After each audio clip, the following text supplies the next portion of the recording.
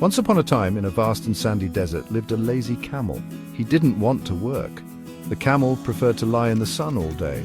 He ate sticks and thorns, and he did nothing else. "Ugh," he would say, "work? That's too much trouble." He would much rather relax and chew his thorny snacks. All the other animals thought he was very lazy. The horse, the dog, and the ox all lived in the desert too. They worked hard every day. The horse pulled heavy carts, the dog herded the sheep, the ox ploughed the fields. One day they went to the camel. "Come help us," said the horse. "We have so much work to do." "Work," scoffed the camel. "I never heard of such a thing. I'm much too busy." He took another bite of a thorny branch. The animals shook their heads and left. They were very cross.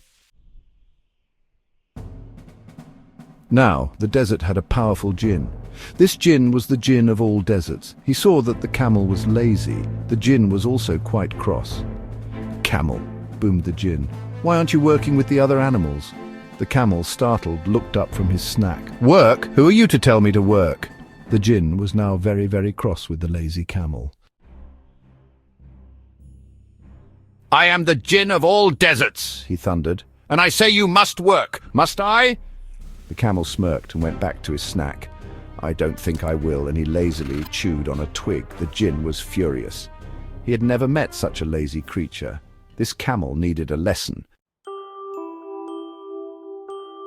Section 5. The Magical Punishment. The Djinn waved his magical hands. "For your laziness," he proclaimed, "you shall have a hump."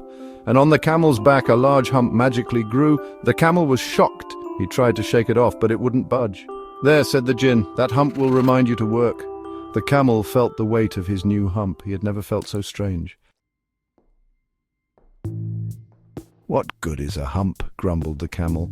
But then he realized something. The hump was full of food. He could go days without eating. The Djinn smiled. "Now you can work," he said, "even in the middle of the desert." The camel thought about this. Maybe the hump wasn't so bad after all. He went to find the horse, the dog, and the ox.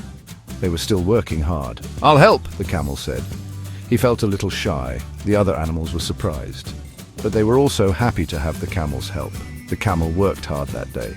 He carried heavy loads on his back. He used his hump to store food. He was finally being helpful. From that day on, the camel continued to work in the desert. He wasn't the laziest anymore. He had learned his lesson. He was now a helpful and hard-working camel. The other animals were proud of him. They all worked together as a team. The camel, however, never lost his hump. It stayed on his back, a reminder of his past laziness. And every time he felt like being lazy, he would remember the Djinn's lesson and get back to work. And that's how the camel got his hump.